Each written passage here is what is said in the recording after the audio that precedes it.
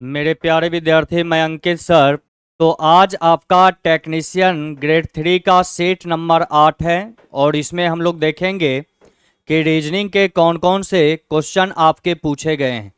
तो जितने भी मेरे प्यारे दोस्त अभी आप हमारे साथ जुड़े हुए हैं, राजीव कुमार, SRM, उसके बाद विनय पटेल, लीला राम, मीना, सभी से रिक्वेस्ट है कि इस वीडियो को ज़्यादा से ज़्यादा अपने दोस्तों तक शेयर करें। अपने सोशल मीडिया अकाउंट पे एक बार इसे शेयर कर दें। करण राज, ALP, सारे जुड़िए और वीडियो को एक बार दबा के लाइक और शेयर कीजिए। और इसके बाद हम लोग एक एक क्वेश्चन की ओर बढ़ेंगे और देखेंगे कि हमारे किस चैप्टर से रीजनिंग में कौन कौन से क्वेश्चन पूछे गए हैं। बिल्कुल स्टार्ट किया जाएगा, बस आप लोगों के सिग्नल की ही देरी थी। आपने सिग्नल दे दिया तो अब यहाँ से स्टार्ट कर दिया जाएगा। चलिए आगे बढ़ते हैं एक एक करके। चलिए क्वेश्चन नंबर 9 पे आप नजर डालिएगा, जो रीजनिंग के आपके सबसे पहले क्वेश्चन हैं। तो सवाल में क्या बोल रहा है बाबू, तो यहाँ आपका इनइक्वलिटी से सवाल दिए गए हैं। तो इसमें हमने आपको पहले भी बताया है और आज फिर बता रहे हैं। ध्यान ये रखना है कि जब सिंबल आपका सेम डायरेक्शन में, इस रूप में सेम डायरेक्शन में दिया गया हो, तब तो आपका दो एलिमेंट के बीच में रिलेशन बनाया जाएगा। लेकिन वहीं जब सिंबल आपका अपोजिट डायरेक्शन में इस रूप में दे दिया गया हो तो कभी भी दो एलिमेंट के बीच में कंक्लूजन नहीं निकाला जाएगा। तो पहला कंक्लूजन कर रहा है B ग्रेटर देन H। अगर यहाँ B से हम H के तरफ चलें तो ये B हो गया, ये आपका H हो गया। तो B से H देखिए ये सेम डायरेक्शन के सिंबल हैं और B के तरफ ग्रेटर है, यहाँ B के तरफ ग्रेटर है, तो कंक्लूजन नंबर A आपका क्या हो जाएगा, सही होगा। तो क्वेश्चन नंबर 9 का आंसर ए बिल्कुल आप लोगों का सही आंसर है।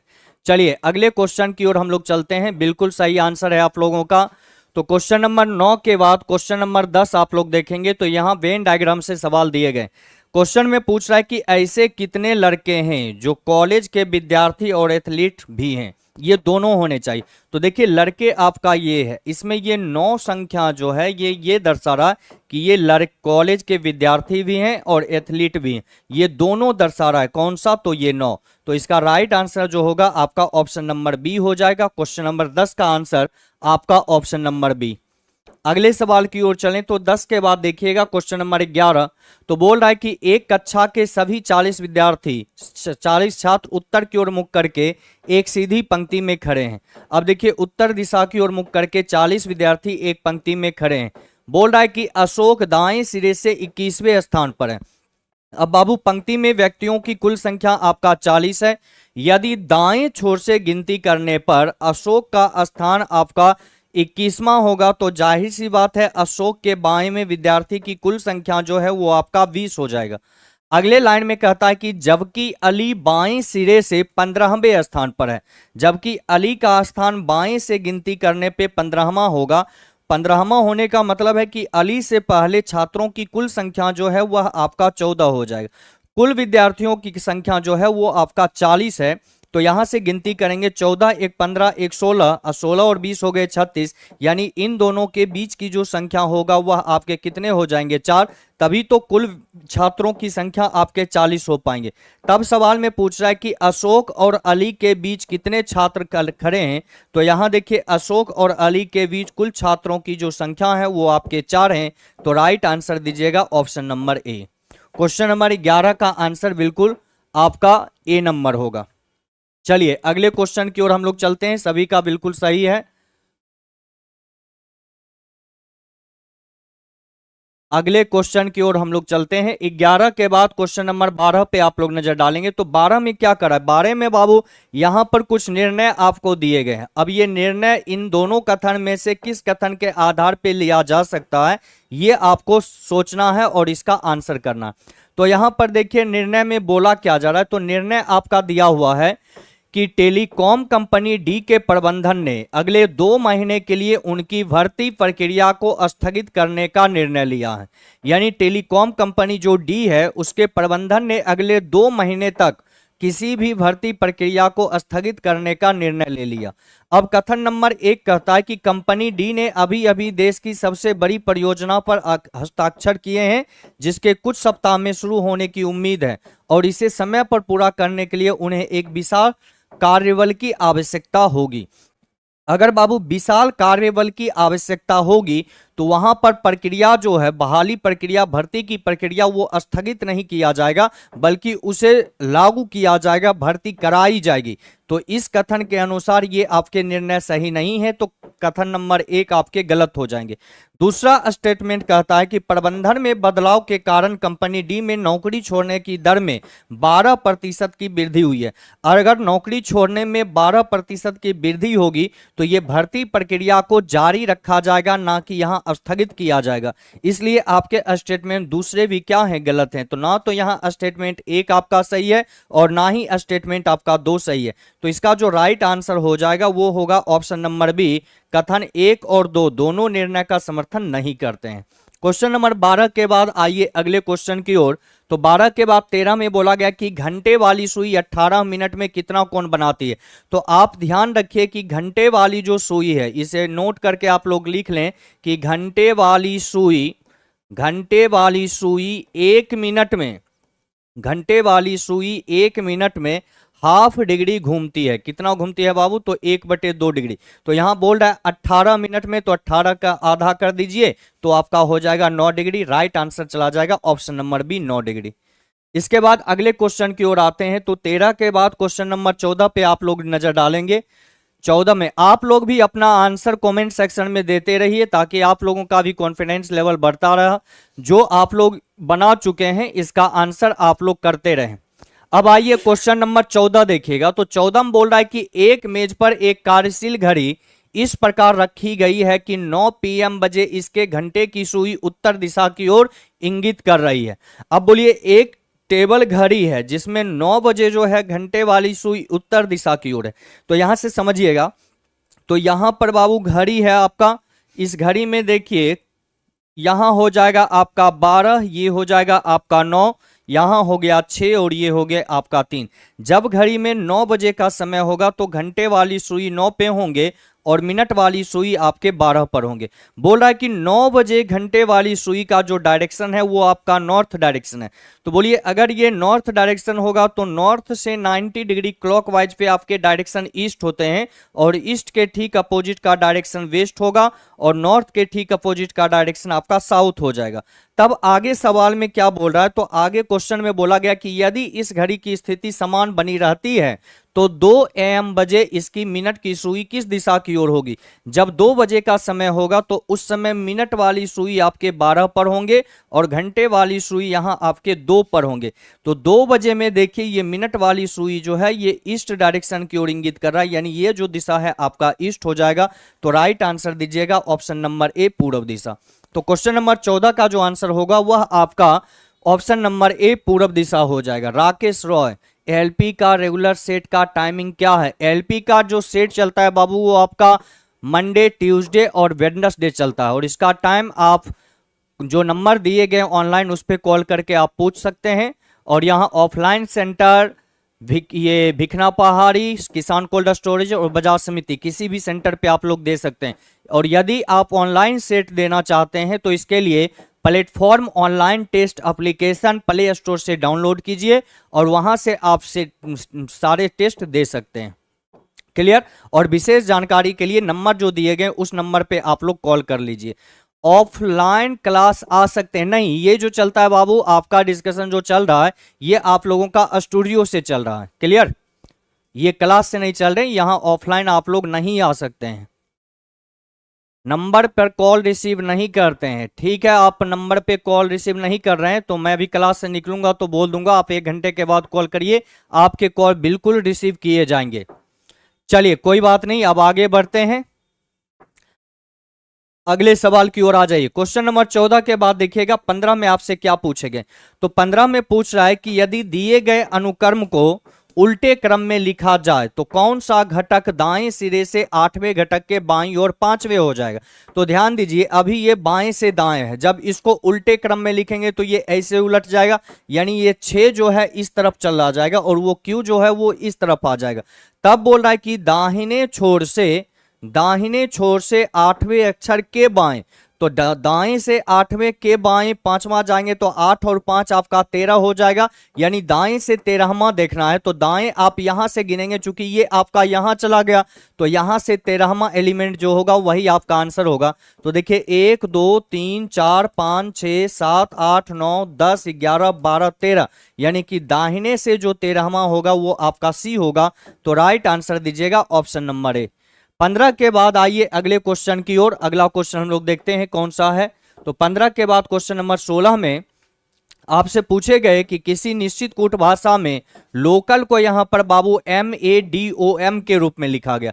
तो यहां देखिए क्या हो रहा है, यहां बोला गया कि LOCAL लोकल का जो कोड है वो आपका MADOM के रूप में किया गया। तो यहां ध्यान से अगर देखें तो L का आगे का लेटर आपका M दिया गया, यानी अगला लेटर है।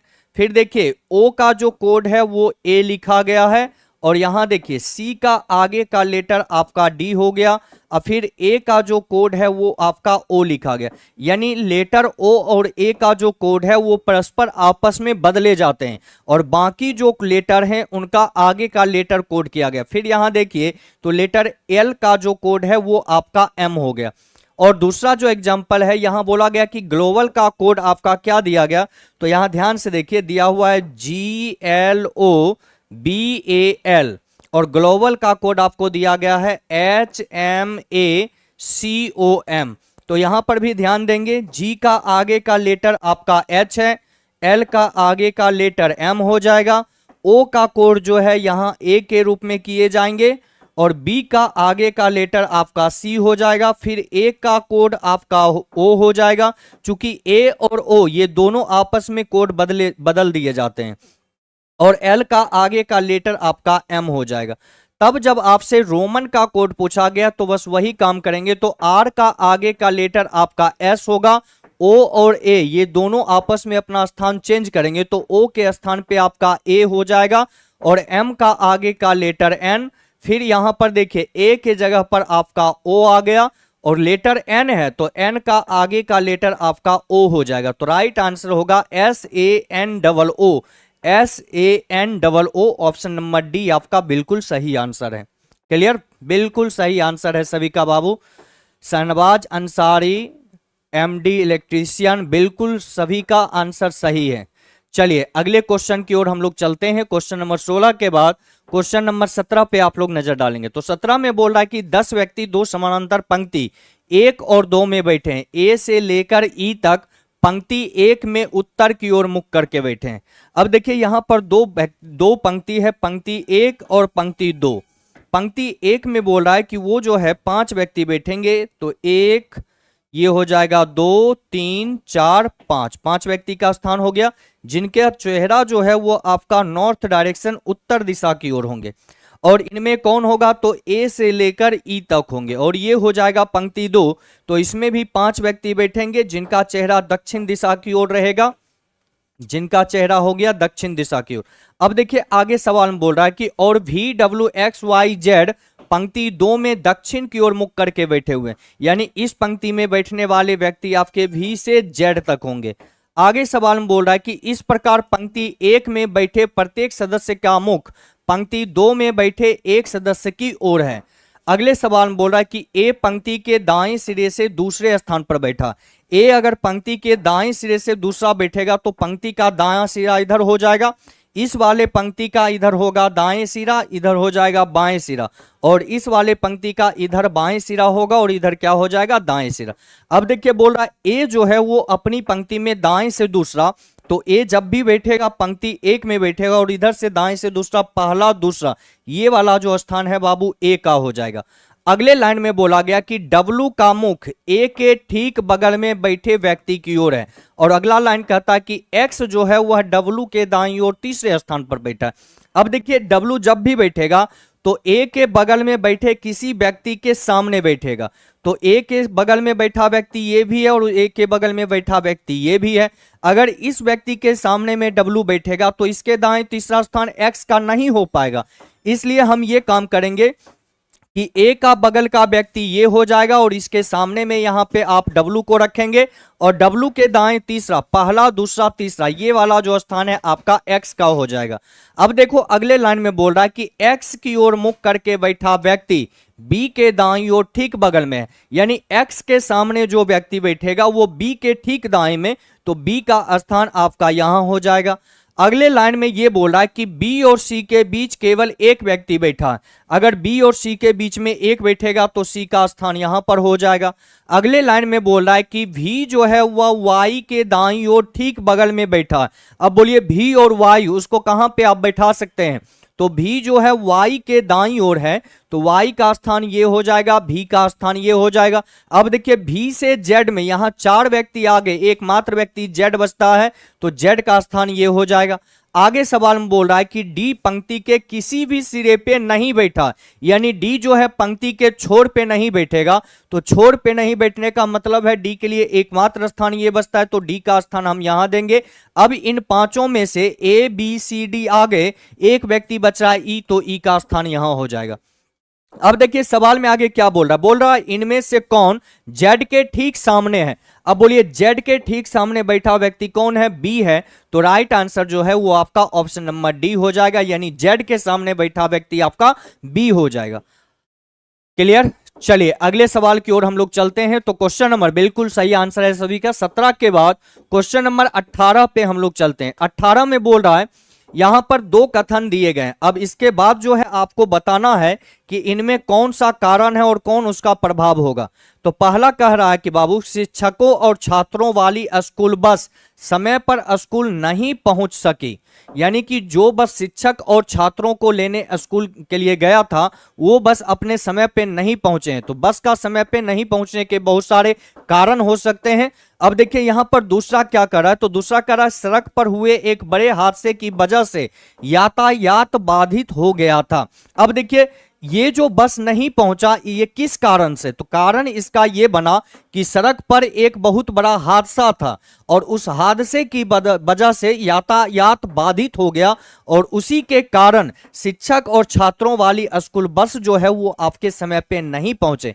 इसका मतलब ये हुआ कि ये 2 नंबर जो है ये आपका क्या है, तो ये कारण है, कारण ये बना और इसके कारण होने के कारण ये 1 नंबर जो है ये आपका क्या हो गया, तो प्रभाव, यानी ये आपका परिणाम हो गया। क्लियर। ना यातायात बाधित होता और ना ही स्कूल देर से पहुंचती, इसलिए ये आपका कारण और ये आपका क्या है, परिणाम है। अब देखिए ऑप्शन कौन सा आपका आंसर जाएगा, तो ए नंबर कहता है यदि कथन 2 कारण, तो कथन 1 इसका प्रभाव हो सकता है। दूसरा में कहता है कि यदि एक कारण तो है नहीं, 2 आपका कारण है 1 प्रभाव है, तो यहां राइट आंसर आपका ऑप्शन नंबर ए जाएगा, जिसमें कथन 2 जो है आपका कारण बना और 1 जो है इसका क्या हो गया, प्रभाव हो गया। तो राइट आंसर दीजिएगा ऑप्शन नंबर ए। 18 का आंसर आपका हो जाएगा बाबू ऑप्शन नंबर ए। 18 के बाद आइए अगले सवाल की ओर। तो क्वेश्चन नंबर 19 में देखिएगा क्या बोल रहा है। 19 में बोल रहा है कि यदि 21 फरवरी 2005 को रविवार था तो 21 फरवरी 2007 को सप्ताह का कौन सा दिन होगा। तो हमेशा ध्यान रखिए किसी निश्चित तिथि का दिन, जैसे यहां भी 21 फरवरी और यहां भी क्या है 21 फरवरी, तो किसी निश्चित तिथि का दिन उसके ठीक अगले वर्ष में 1 दिन आपका आगे बढ़ता है। जैसे अगर यहां पर बोला गया कि 21 फरवरी 2005 को, 21 फरवरी 2005 का जो दिन है वह आपका रविवार है, तो उसी प्रकार 21 फरवरी 2006 का जो बाबू दिन होगा वह आपका हो जाएगा शनिवार। 1 दिन आपके क्या हो जाएंगे, बढ़ जाएंगे यहां पर। अब देखिए उसी प्रकार 2006 में शनिवार हो गया, तो 21 फरवरी 2007 का जो दिन होगा वह 1 दिन हम बढ़ेंगे और यहां पर हो जाएगा आपका रविवार। क्या हो जाएगा वो, अच्छा ये रविवार है ना, तो 1 दिन बढ़ेंगे, सॉरी हमको लगा वो शुक्रवार है। चलिए ध्यान दीजिएगा, यहां रविवार अगर दिया गया तो ये वाले दिन आपके हो जाएंगे सोमवार और 2007 में आपका हो जाएगा 1 दिन बढ़ के मंगलवार, यानी 21 फरवरी 2007 का जो दिन होगा वो आपका हो जाएगा मंगलवार। राइट आंसर यहां पे आपके होंगे ऑप्शन नंबर ए। क्लियर। अगले क्वेश्चन को हम लोग देखेंगे 19 के बाद क्वेश्चन नंबर 20। अब 20 में यहां देखिए कोडिंग डिकोडिंग से आपको दिया गया लेटर टू डिजिट आपके कोडिंग है। अब इसमें सवाल क्या बोला गया, तो इस क्वेश्चन में बोल रहा है कि एन का जो कोड है वो 13 के रूप में किया गया है, एल का कोड 15 के रूप में किया गया। अब देखिए अल्फाबेट में एन का राइट छोर से पोजीशन 13 होता है और एल का राइट से पोजीशन 13 होता है, यानी जो कोड आपको दिया गया वो लेटर का राइट छोर से पोजीशन नंबर दिए गए।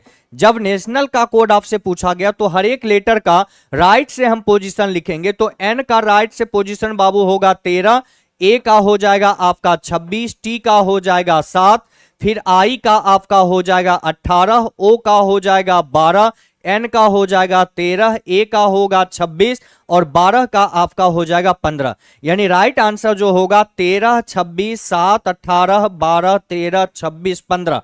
अब देखिए किस ऑप्शन में ये आपका मौजूद है, तो ऑप्शन नंबर ए में देखिए 13, 26, 7, 18, 12, 13, 26, 15, यानी जो आपका आंसर होगा वो हो जाएगा ऑप्शन नंबर ए। यानी यहां जो कोडिंग का नियम है वो क्या नियम है, तो वो सीधा सा काम ये किया गया कि लेटर का राइट छोर से पोजीशन नंबर लिखकर उसके कोड किए गए।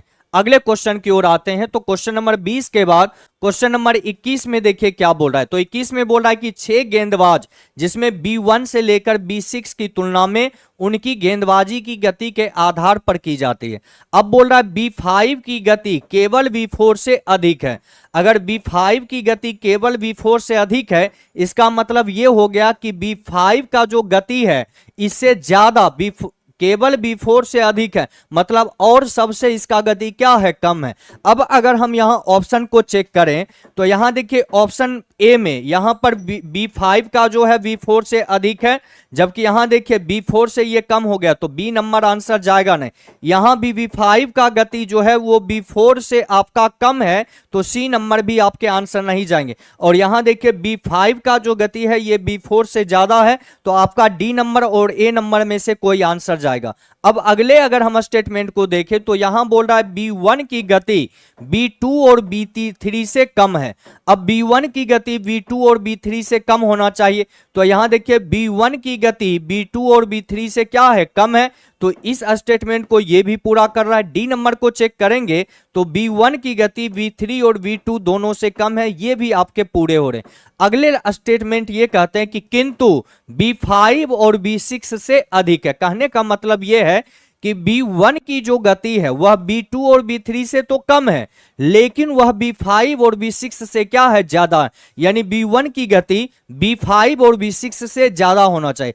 तो इस वाले में देखिए B1 की गति B6 और B5 से क्या है, ज्यादा है, लेकिन ऑप्शन नंबर डी में अगर हम देखें तो B1 की गति जो है वह B6 से आपका क्या है, कम है, तो आपका डी नंबर आंसर नहीं होगा। चूंकि B1 की गति B6 और B5 दोनों से ज्यादा होनी चाहिए, तो राइट आंसर यहां पर जो होगा ऑप्शन नंबर ए हो जाएगा। आइए अगले क्वेश्चन की ओर, तो क्वेश्चन नंबर 54 में देखिएगा क्या बोल रहा है। 54 बोल रहा है कि 3 जनवरी 2018 को बुधवार था, तो निम्नलिखित में से कौन सा 3 जनवरी को बुधवार होगा। अब यहां पर कुछ वर्ष दिए गए, अब यहां से समझिए, अगर बाबू किसी वर्ष में बोला गया कि 3 जनवरी 2018 का जो दिन था वो आपका कौन सा था, बुधवार, तो देखिए 3 जनवरी 2018 को बुधवार था, तो 3 जनवरी 2019 का जो दिन होगा वह आपका हो जाएगा गुरुवार, एक दिन आपके ज्यादा हो जाएंगे। उसके बाद 3 जनवरी 2020 का जो दिन होगा वह आपका हो जाएगा शुक्रवार।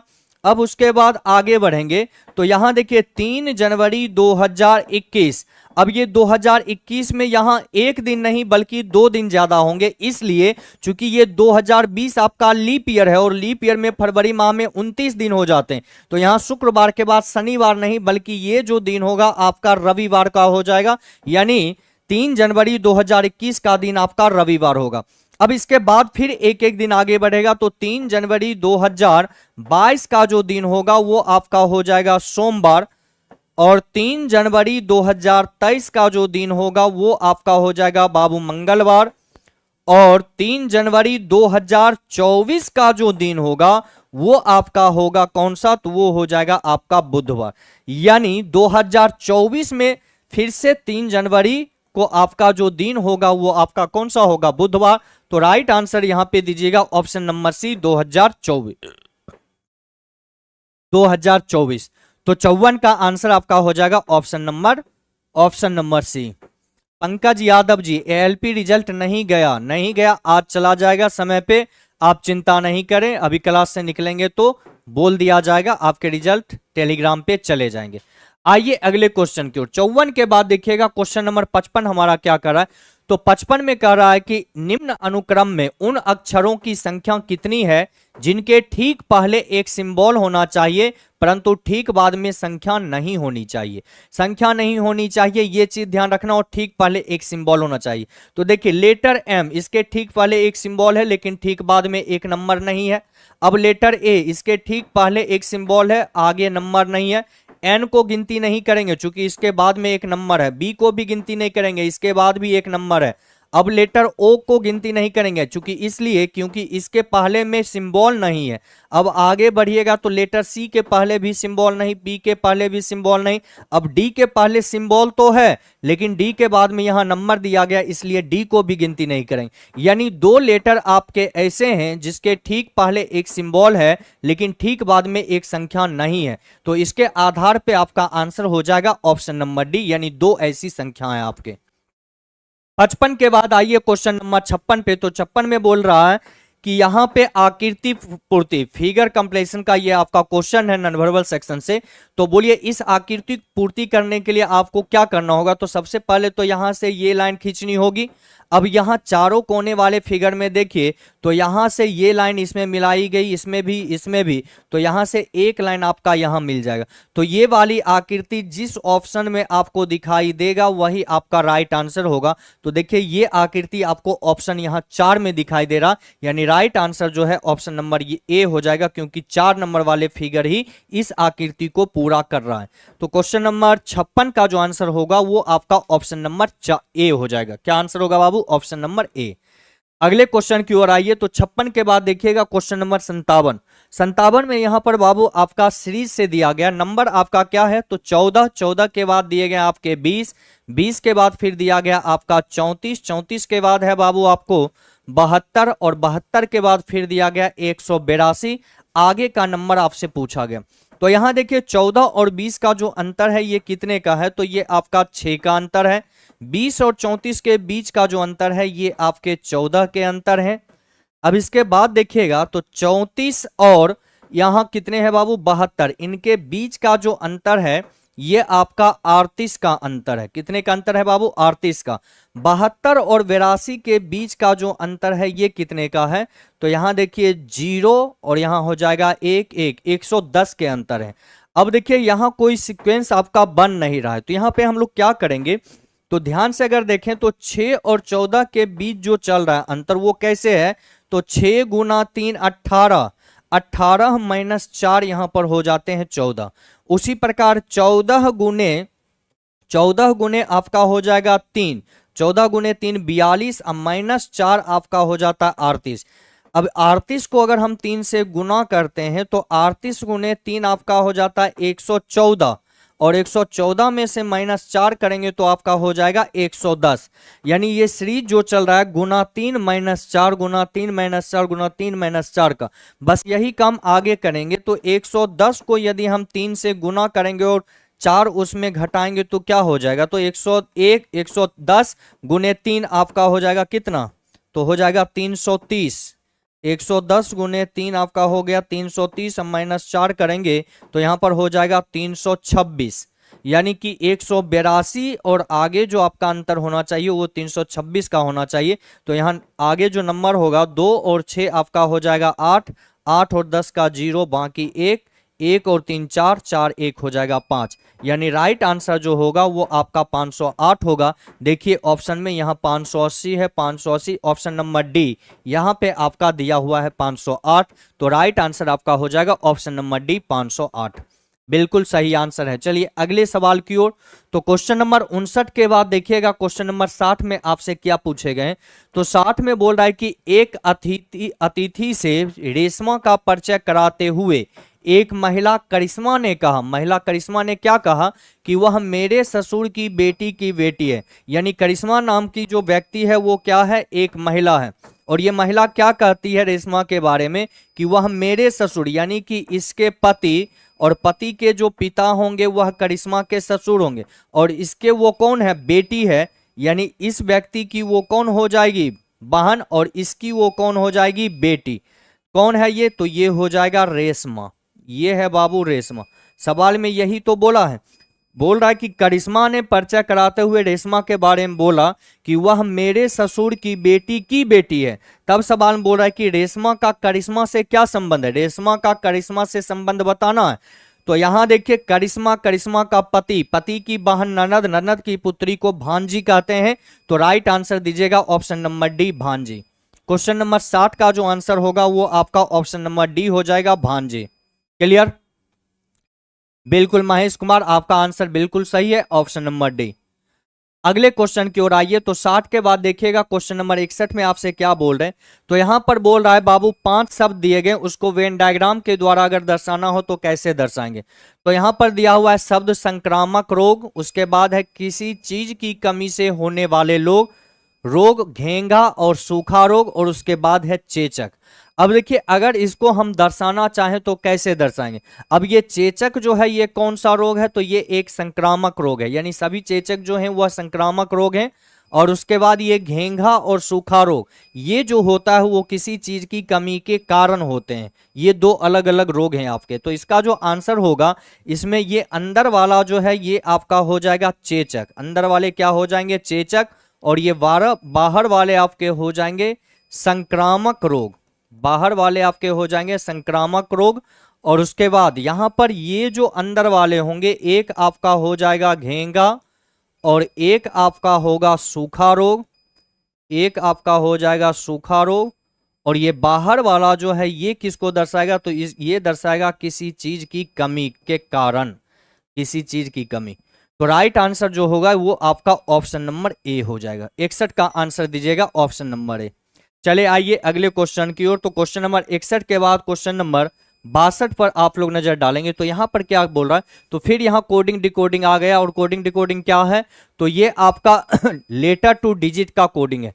तो देखिए, अल्फाबेट में एम का पोजीशन होता है बाबू 13, ओ का हो जाएगा 15, एच का होगा 8, ए का 1, एन का होगा 14। अगर यहां सीधा सा ध्यान दीजिए तो 13 गुणे 3 हो गया 39, 15 गुणे 3 45, 8 गुणे 3 24, 1 गुना 3 3, और 14 गुणे 3 आपका हो जाता है 42। उसी प्रकार अगर यहां पर आप चेक करें तो के का पोजीशन 11, ए का 1, बी का 2, आई का 9, आर का 18। तो 11 गुणे 3 33, 1 गुना 3 3 29, ये 2 गुणे 3 हो गया 6, 9 गुणे 3 हो जाएंगे 27, और 18 गुणे 3 हो गए आपके 54। यानी कि लेटर के पोजीशन नंबर को 3 से गुना करके कोडिंग किया गया। बस वही काम आपको आगे करना है। तो यहां पूछा गया रघु का कोड क्या होगा। तो यहां देखिए RAGHU, रघु का कोड पूछा गया। तो आर का पोजीशन होता है बाबू 18, ए का 1, जी का 7, एच का 8, और यू का हो जाएगा 21। अगर इसका हम कोडिंग करें तो 18 गुने 3 आपका हो जाएगा 54, फिर 1 गुने 3 हो जाएगा 3, 7 गुने 3 हो जाएंगे 21, 8 गुने 3 आपके हो जाएंगे 24, और 21 गुने 3 आपके हो जाएंगे 63। तो राइट आंसर होगा 54 3 21 24 63, 54 3 21 24 63। ऑप्शन नंबर सी आपका बिल्कुल सही आंसर जाएगा। चलिए अगले सवाल की ओर चलते हैं। तो क्वेश्चन नंबर 62 के बाद क्वेश्चन नंबर 63 पे नजर डालेंगे। अब यहां पर क्या बोल रहा है, तो यहां पे कोडिंग डिकोडिंग आपका सेंटेंस टू सेंटेंस टाइप है। अब इसमें क्या करना है, तो इसमें कॉमन आपको ढूंढना है, और इसको कहा जाता है कॉमन कोडिंग भी। कॉमन ढूंढेंगे। अब देखिए सवाल क्या पूछ रहा है पहले वो देखिए। तो बोल रहा है कि इंडिया के लिए कोड क्या होगा। तो इंडिया आप कहां से निकालेंगे, तो इंडिया बाबू आपका यहां दिया, और इंडिया आप देखिए क्या कॉमन है, नहीं है। तो इंडिया का कोड निकालने के लिए पहले इज और बिग का कोड निकालना होगा। तो अगर इन दोनों में आप कॉमन देखेंगे तो इज और इज यहां पर है, बिग और बिग यहां है, यानी ये दोनों आपके कॉमन है। तो इन दोनों में देखिए क्या क्या आपका कॉमन है। तो के आई एम, यहां के I am, D I am, यानी इज और बिग का कोड जब भी होगा इन्हीं दोनों में कोनो होगा। तो ये टी आई एम जो है वो किसके लिए हो जाएगा, इंडिया के लिए। तो राइट आंसर दीजिएगा option number B, T I M.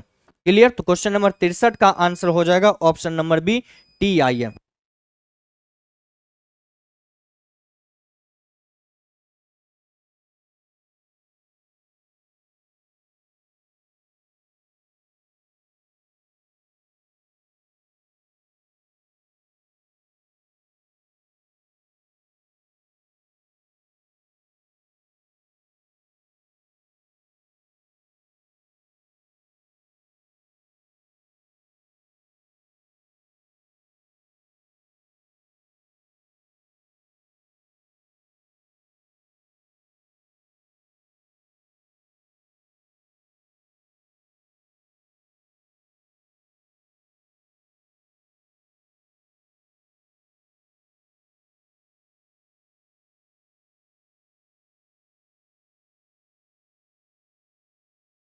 चलिए आगे बढ़ते हैं और अगले सवाल को देखते हैं। तो क्वेश्चन नंबर 63 के बाद क्वेश्चन नंबर 64 पे आप लोग नजर डालेंगे। तो यहाँ पर क्या बोल रहा है बाबू, बोल रहा है कि कौन से नंबर को चेंज किया जाए कि ये समीकरण जो है आपका संतुलित हो जाए।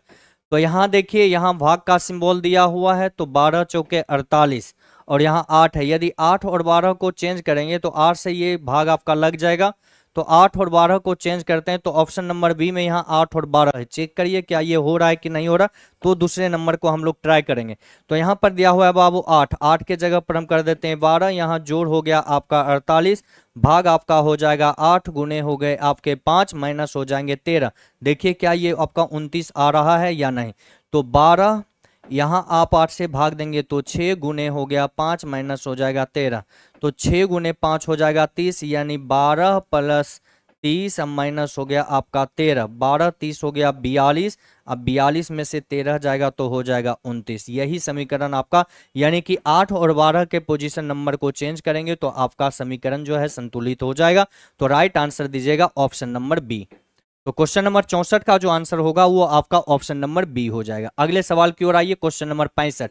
तो 65 में देखिए सबसे बड़ा नंबर यहाँ पर क्या है, ILEI, और यहाँ है IMMO, यानी डबल एम के बाद ओ होना चाहिए, ओ के बाद बी होना चाहिए, और एल के बाद यहाँ ई है, ई आई है।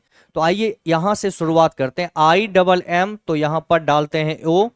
अब देखिए ओ के बाद यहाँ क्या है, बी और आई, तो अगर यहाँ बी डालते हैं तो ये हो गया आई। आई के बाद देखिए, आई के बाद है LE, तो फिर हो जाएगा आपका ई तक यहाँ एक बना।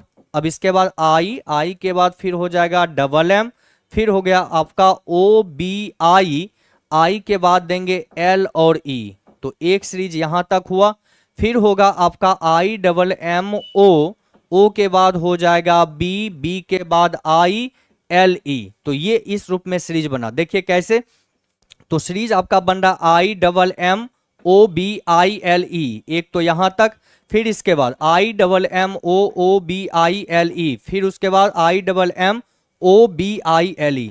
तो राइट आंसर जो होगा उसके लिए आपको चाहिए OBMM, उसके बाद फिर LEBI, LEBI। देखिए किस ऑप्शन में आपका मौजूद है, बी के बाद आई, तो बी के बाद आई ऑप्शन नंबर बी में दिख रहा है। यहां देखिए OBMM, उसके बाद है LEBI, राइट आंसर चला जाएगा option number B. Question number 65 का जो आंसर होगा बाबू वो आपका ऑप्शन नंबर बी हो जाएंगे। 65 के बाद चले आइए क्वेश्चन नंबर 66 पे। तो यहाँ आपका लेटर सीरीज का क्वेश्चन है। तो लेटर सीरीज में हम क्या देख रहे हैं बाबू, सी से यहाँ देखें अगला लेटर डी है, डी से अगला लेटर ई का अगला लेटर एफ, तो एफ का आगे का लेटर यहाँ पर आपका जी हो जाएगा। अब इसके बाद अगर हम चलें तो एल का पोजीशन होता है 12, यहाँ -3 करेंगे तो 9, 9 में से 3 जाएगा 6, 6 में से 3 गया 3, और 3 में से फिर 3 जाएंगे पीछे, तो नीचे लेटर आपका हो जाएगा जेड। अगर तीसरे लेटर को हम लोग चेक करें तो यहाँ देखिए 1 और 5 हो गए 6, 6 5 हो जाएगा 11, 11 5 हो गए 16, तो 16 और 5 हो जाएगा 21, 21वां लेटर यू। अगले लेटर y को अगर हम चेक करें तो 25 - 1 24, 24 - 1 23, 23 - 1 हो गया 22, तो 22 - 1 हो जाएगा 21, 21वां लेटर u। तो राइट आंसर होगा GZW, ऑप्शन नंबर सी आपका बिल्कुल सही है, GZW। क्वेश्चन नंबर 66 के बाद आइए क्वेश्चन नंबर 67 को हम लोग देखते हैं। तो यहाँ डाइस से सवाल पूछे गए हैं। तो पूछ रहा है कि सी के अपोजिट में क्या होगा। अब देखिए व्यू 1 और 2 को यदि हम देखें तो इन दोनों में बी आपका क्या है, कॉमन है। तो कॉमन से क्लॉकवाइज लिखेंगे तो बी के बाद आपका डी हो गया, डी के बाद यहाँ एफ है। इस वाले में चलेंगे तो बी के बाद सी होगा, सी के बाद ई हो जाएगा। तो इन दो कॉमन वाले के अपोजिट में वही होगा जो इन दोनों पर लिखा हुआ नहीं है।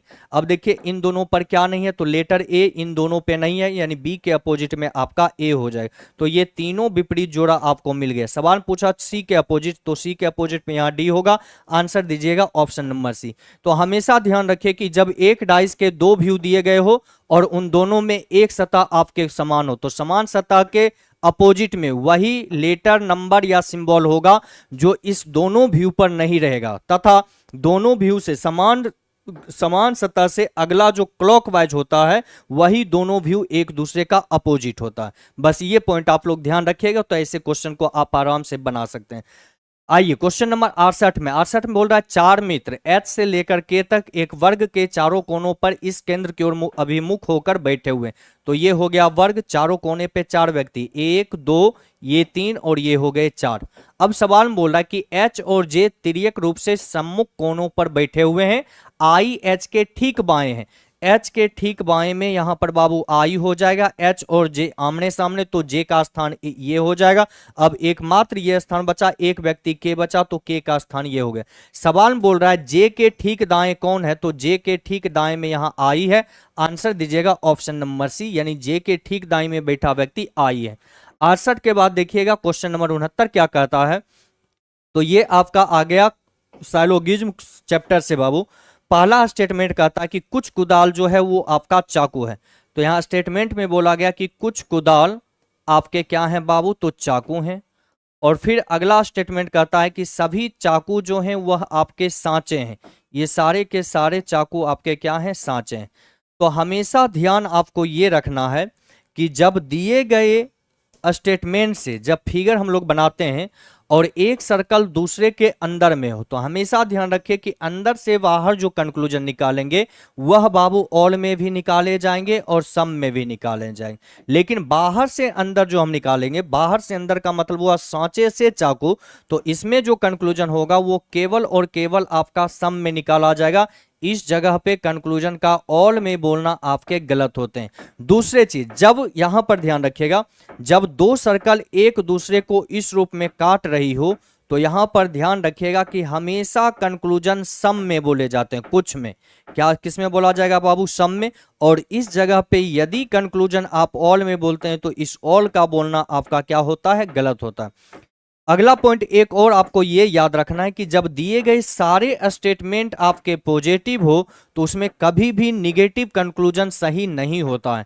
पहला कंक्लूजन कहता है कि कुछ चाकू कुदाल है। अब देखिए चाकू और कुदाल के बीच यहां कट के निशान है और इस जगह पे सम का बोलना क्या होता है, सही। तो पहला नंबर कंक्लूजन आपका सही हो जाएगा। दूसरा कर रहा है कुछ सांचे चाकू हैं। अब देखिए सांचे और चाकू ये हम बाहर से अंदर और बाहर से अंदर, ये सम का बोलना क्या होता है, सही। तो दूसरे नंबर कंक्लूजन भी आपके क्या हो जाएंगे, सही हो जाएंगे। तो पहला और दूसरा ये दोनों सही हो गए। तो राइट आंसर जो होगा वह आपका हो जाएगा ऑप्शन नंबर सी। निष्कर्ष 1 और 2 दोनों अनुसरण करते हैं। क्वेश्चन नंबर 69 के बाद आइए क्वेश्चन नंबर 70 को हम लोग देखते हैं।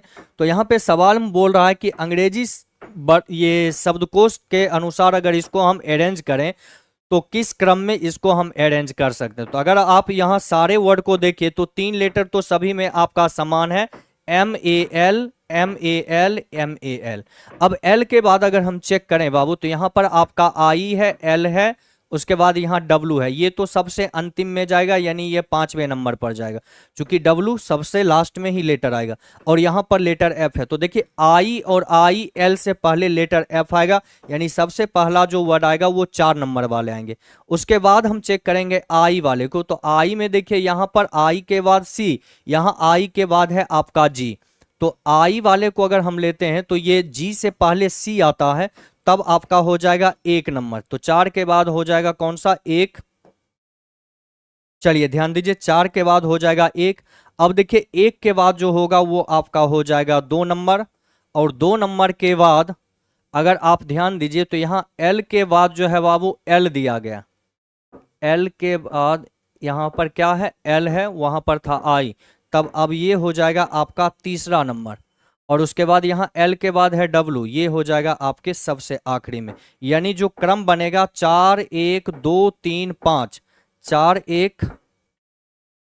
1 MALF, वहां पर है I, 4 1 2 3 5, 4 1 2 3 5। राइट आंसर दीजिएगा ऑप्शन नंबर सी। तो सही जो यहाँ आपका अरेंज होगा वो इस रूप में होगा, यानी सबसे पहले जो यहाँ पे वर्ड आएंगे, पहले नंबर पे ये वाले आ जाएंगे, दूसरे नंबर पर आपका ये आएगा, तीसरे नंबर पर आपका आ जाएगा, तीसरे नंबर पर ये वाले आ जाएंगे, और चौथे नंबर पर आपका हो जाएगा ये, और 5वें नंबर पर ये। तो क्रम आपका बनेगा 4 1 2 3 5। क्वेश्चन नंबर 70 के बाद तो ये आपका आखिरी क्वेश्चन है। तो टेक्नीशियन ग्रेड 3 में पूछे गए रीजनिंग के सारे क्वेश्चन उम्मीद है कि आप लोग अच्छे से समझे होंगे। तो यहाँ के बाद अगले सेट में हम लोग मिलेंगे। तब तक के लिए इतना ही। हंसते रहिए, मुस्कुराते रहिए और मन लगाकर पढ़ते रहिए।